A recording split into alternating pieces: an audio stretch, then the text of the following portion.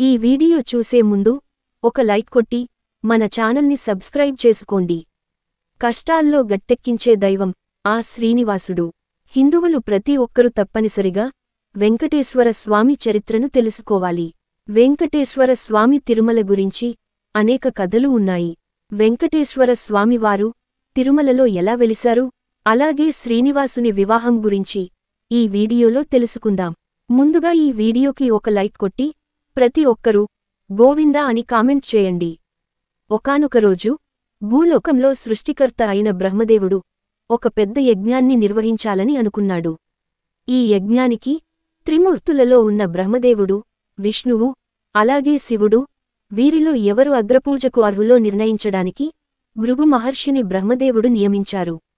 ముందుగా భృగు మహర్షి బ్రహ్మలోకానికి వెళ్లాడు. అక్కడ బ్రహ్మదేవుడు తన సృష్టి కార్యంపై దృష్టి పెట్టి భృగువును పట్టించుకోలేదు. అప్పుడు భృగు మహర్షికి బాగా కోపం వచ్చి బ్రహ్మకు శాపం ఇచ్చి శివలోకానికి వెళ్లాడు. కైలాసంలో ఉన్న శివుడు పార్వతీదేవితో ఏకాంతంగా గడుపుతున్నాడు. శివుడు కూడా భృగు మహర్షిని గమనించలేదు. దాంతో శివుడికి కూడా భృగు మహర్షి శాపం ఇచ్చాడు. చివరగా భృగు మహర్షి వైకుంఠానికి చేరుకున్నాడు. అక్కడ శ్రీ మహావిష్ణువు లక్ష్మీదేవితో కలిసి శేషపాన్పుపై పవళించి ఉన్నారు. భృగు మహర్షి వచ్చిన విషయాన్ని గమనించకుండా యోగనిద్రలో ఉన్నట్లుగా విష్ణువు నటించాడు. అప్పుడు భృగు మహర్షికి బాగా కోపం వచ్చి విష్ణువును పరీక్షించడానికి భృగు మహర్షి తన కాలితో విష్ణు వక్షస్థలంపై తన్నాడు. వెంటనే విష్ణు దేవుడు నిద్రలో నుంచి మేల్కొని భృగు మహర్షి పాదాలకు నమస్కరించి, ఓ భృగు మహర్షి, నా వక్షస్థలం చాలా గట్టిది, మీ పాదాలకు నొప్పి కలిగిందేమోనని విష్ణు దేవుడు క్షమాపణ కోరాడు.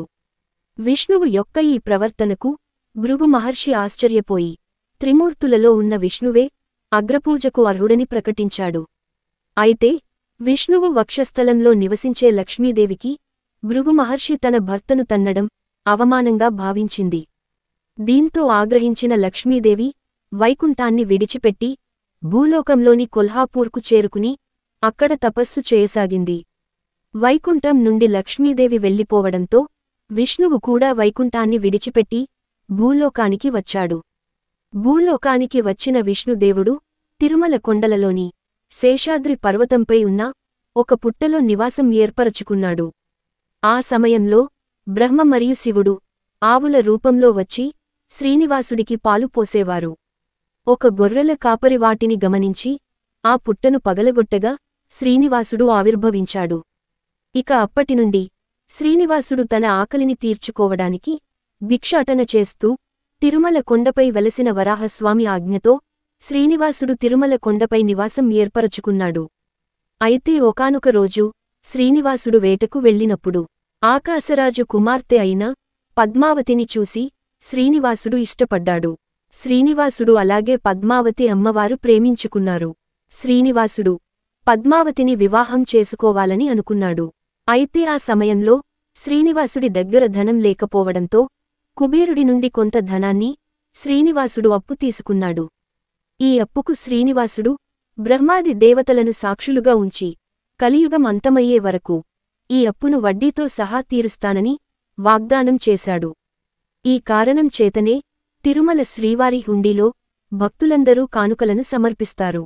పద్మావతి దేవితో శ్రీనివాసుని వివాహం అంగరంగ వైభవంగా జరిగింది.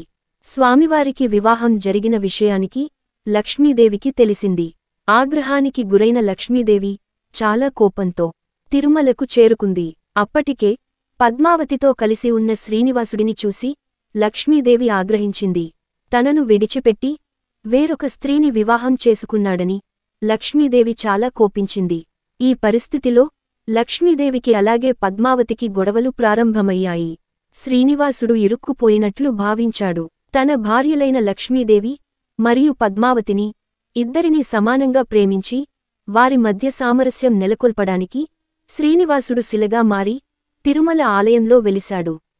అప్పుడు లక్ష్మీదేవి తన భర్త శిలగా మారినందుకు ఎంతో దుఃఖించి శ్రీవారి వక్షస్థలంలో లక్ష్మీదేవి లీనమైంది. పద్మావతి దేవి కూడా ఆయన పక్కనే ఆలయంలో కొలువైంది. ఈ విధంగా తిరుమలలో వెంకటేశ్వర స్వామి వెలిశాడు. భక్తులు స్వామిని దర్శించుకున్నప్పుడు ఆయన వక్షస్థలంపై ఉన్న లక్ష్మీదేవిని కూడా భక్తులు దర్శించుకుంటారు. మనలో చాలామంది తిరుమలకి వెళ్ళగనే ముందుగా వెంకటేశ్వర స్వామిని దర్శించుకుంటారు. కాని వెంకటేశ్వర స్వామివారి దర్శనానికి ముందుగా శ్రీ వరాహ స్వామివారిని దర్శించుకోవాలి. తిరుమల ఆలయానికి ఉత్తర దిక్కులో పుష్కరిణి ఒడ్డున శ్రీ వరాహస్వామి ఆలయం ఉంటుంది. తిరుమల శ్రీవారి గురించి ఎన్నో ఆశ్చర్యపరిచే కొన్ని నిజాలను ఇప్పుడు తెలుసుకుందాం. గర్భగుడిలో కొలువయ్యున్న శ్రీవారి విగ్రహం గర్భగుడి మధ్యలో ఉన్నట్లుగా కనిపిస్తుంది. కాని శ్రీవారి విగ్రహం గర్భగుడి మధ్యలో ఉండదు. గర్భగుడికి కుడివైపు మూలలో ఉంటుంది. అలాగే శ్రీవారి విగ్రహం వెనుక నుంచి ఎల్లప్పుడూ సముద్రపు ఘోష వినిపిస్తుంది. గర్భగుడిలో శ్రీవారి విగ్రహం ముందు అఖండ దీపాలు వెలుగుతూ ఉంటాయి. కొన్ని వేల సంవత్సరాల నుంచి ఈ దీపాలు కొండెక్కికుండా స్వామివారి ఎదుట ఉన్నాయట. వెంకటేశ్వర స్వామి విగ్రహానికి పట్టులాంటి మృదువైన జుట్టు ఉంటుంది. తిరుమల గర్భగుడిలో శ్రీ వెంకటేశ్వర స్వామివారికి ఉపయోగించే పువ్వులు, పవిత్రమైన మూలికలన్నీ తిరుపతికి 22 కిలోమీటర్ల దూరంలో ఉన్న ఓ రహస్య గ్రామం నుంచి తీసుకువస్తారు. కలియుగంలో భక్తుల కష్టాలను తీర్చడానికి మరియు మోక్షాన్ని ప్రసాదించడానికి శ్రీనివాసుడు తిరుమలలో కొలువుదీరాడు. ఈ వీడియో మీకు నచ్చితే లైక్ చేసి సబ్స్క్రైబ్ చేసుకోండి.